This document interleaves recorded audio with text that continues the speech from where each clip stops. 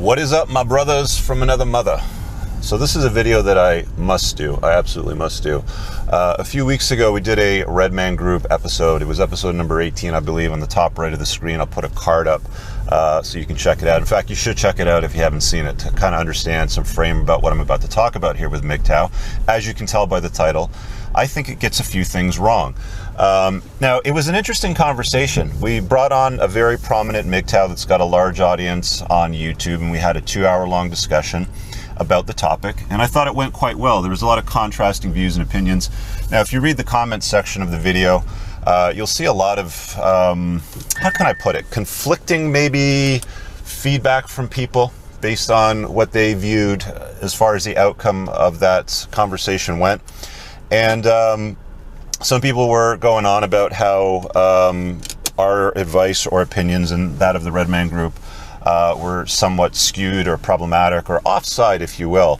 And one thing that we don't want to do is, of course, turn our conversations into an echo chamber where we're always agreeing with the topic of conversation. Now, there's a problem or a disconnect I find. Actually, before I get into that, let me just talk about the definition of MGTOW and how you apply the tag, because I've seen it applied in a number of different areas and places.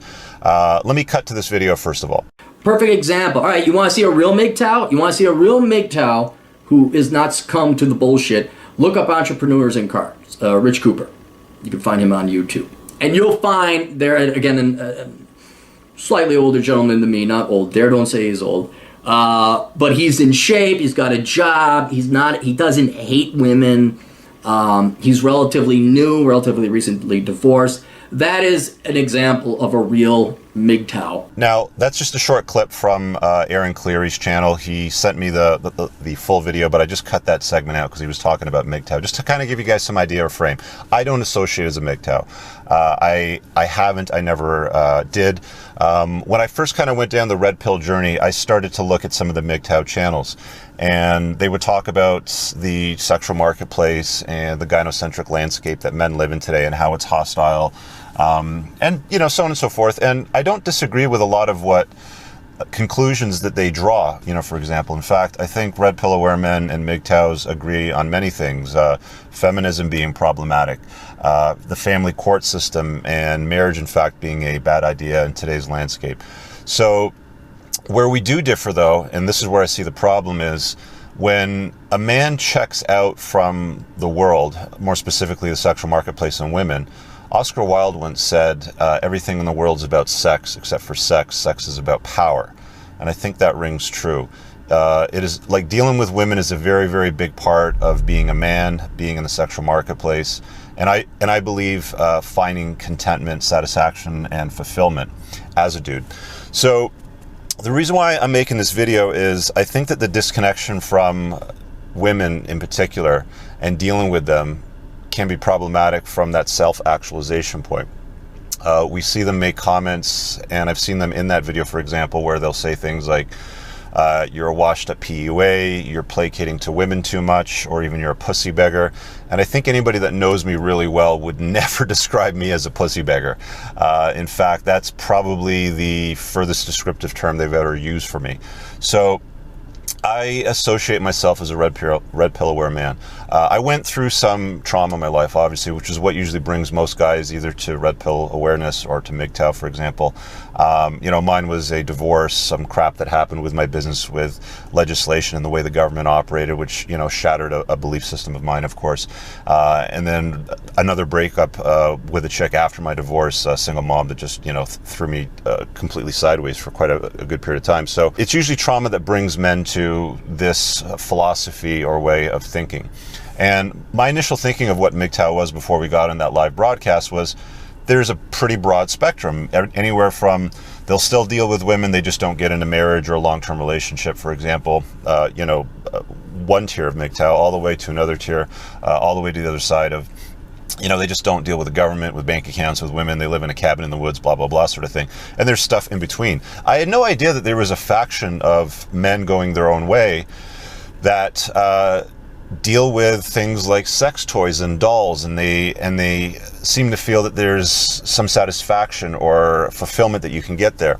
Now, hard for me to knock it because I've never owned a sex doll or been with one. I don't know, maybe I'm missing something there. But my feeling towards navigating the landscape as a man in the sexual marketplace is you've got to be competitive. You got to compete. Men have a burden of performance.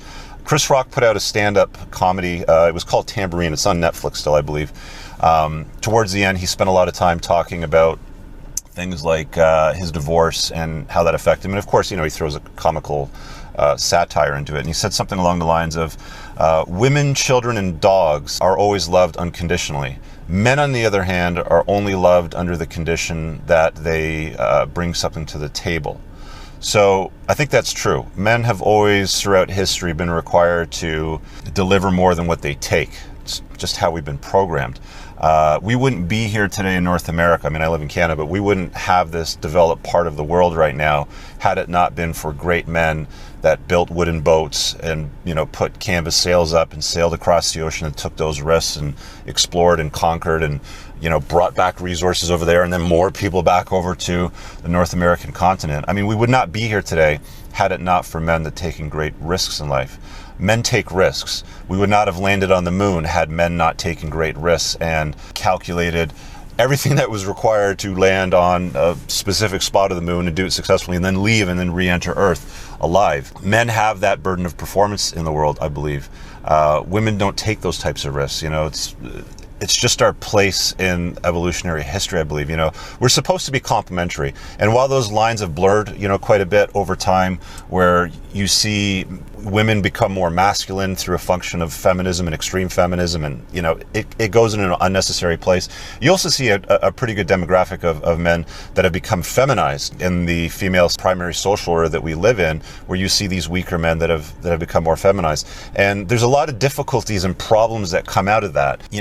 It's just a very hostile place for men to live in today's world. And there's a good part of the population, I'm going to say, on a balance of probabilities, it's the vast majority. I'm going to say 80 to 90% of guys that are mostly beta, plugged in. They don't understand the sexual marketplace. They have a lot of conflict and difficulties dealing with women.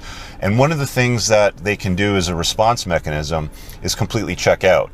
And just basically look at it and go, this is a crap deal. The juice is not worth the squeeze. I don't want to deal with this nonsense. So I'm just going to check out and go full on MGTOW and not deal with women and let the problem self-correct itself.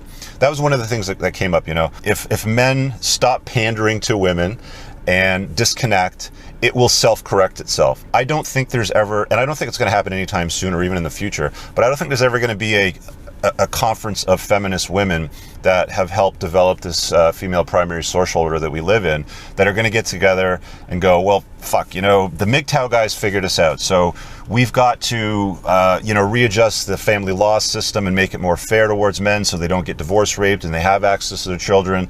And, let's get rid of the hashtag MeToos, and any woman that falsely accuses a man of rape, we're going to have to, come down hard with a hammer on them, sort of thing.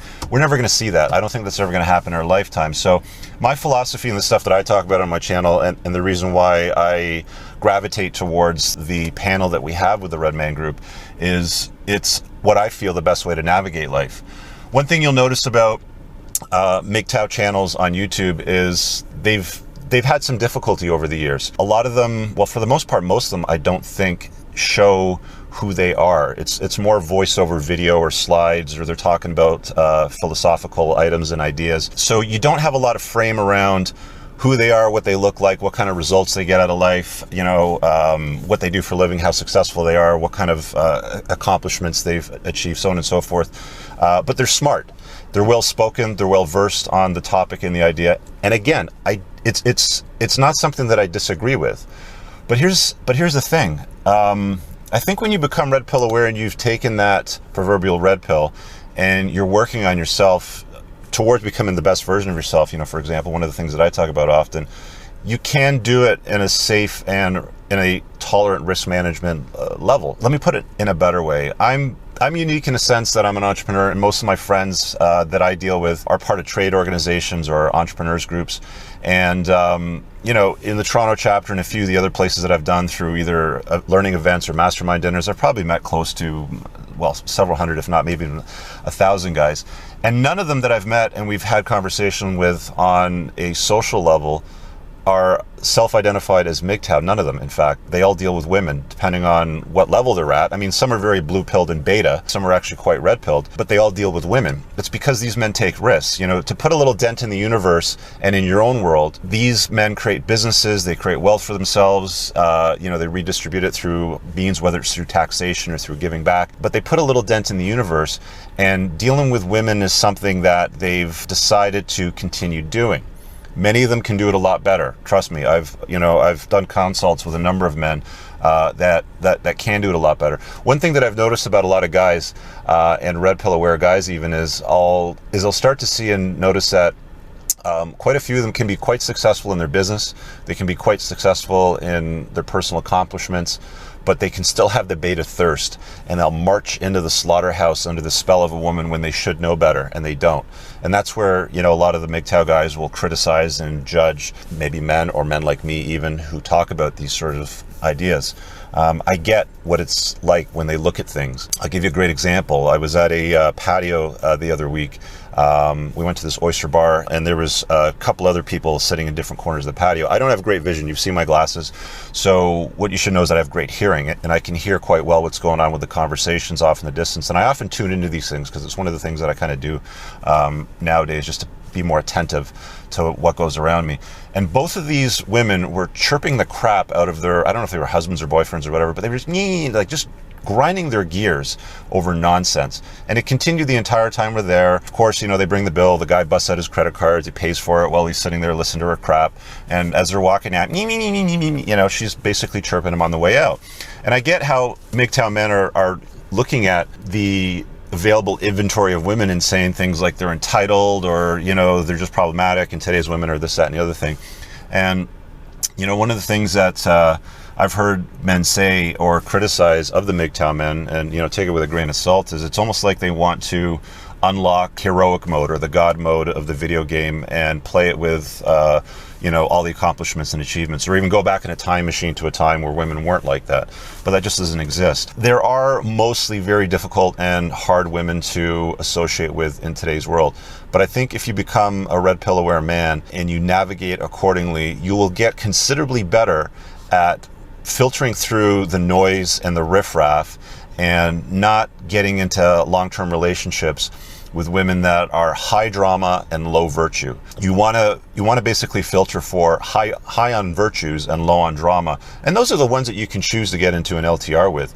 I have a very low risk profile as I navigate the world today. I mean, I have no interest in getting married. I make that clear. You know, the only risk that you might come across as a man is if you decide to live with a woman, but you live with them in a way where the state doesn't deem you as married, or in a way where the state can't decide what happens to your assets, your wealth, or access to your kids. I don't know if that's possible. The third one, there's probably places in North America where you know, the risk level comes down. You'd have to talk to a family lawyer. But completely disconnecting and saying, you know, you guys are a bunch of pussy beggars. You need to stop that and stop pandering to women. And go and, you know, do this, that, and the other thing, or buy dolls, or buy sex toys, or something like that, or that's a better route or a better way. Well, that's your way. That's not my way. So, guys, I mean, there's any number of ways that you can skin a cat, right? It's just entirely up to you on what path you choose and what one you want to go down and how you want to live your life. For me personally, you know, guys will look at me and go, well, you're this, that, and the other thing, and you've got these available resources and blah, blah, blah. Well, I'm also bald. I've also got third-degree burns, you know, on my upper body, but I still find a way to do quite well and live a very happy and content. I've never been happier than what I am today. My life before, like about 2 or 3 years ago, was difficult. It was riddled with all kinds of ups and downs and conflict and, yeah, you know, issues with women and money and all kinds of stuff like that. And the interesting thing that happens is if you're willing to work on yourself, become the best version of yourself, take the red pill, and keep going down that rabbit hole, you can find incredible happiness and contentment in the world. A lot of the men in the community and at the convention that we're putting on later on this fall, it's basically a red pill conference, you know, for men. I mean, there's a link in the description pinned below if you're interested in attending. It's called the 21 Convention, and we talk about a lot of these concepts in great depth with these guys over 4 days. There's a lot of value that comes out of it, and I think most guys are able to walk away as a better version of themselves, as a better man. But it takes work. You know, it takes wanting to do the work. Last note I'll say is I don't know that the harder core MGTOW guys are willing or wanting to do the work. And one of the things that became evident to me during that conversation was, you know, we're talking about why are so many prominent MGTOW guys avatars, or they do voice over screen sort of thing. And the answer was something along the lines of, well, I want to have a job, I don't want to get fired. And not all of us have the, or are lucky enough to be an entrepreneur or self-employed. And my friends, luck has nothing to do with being successful or being an entrepreneur.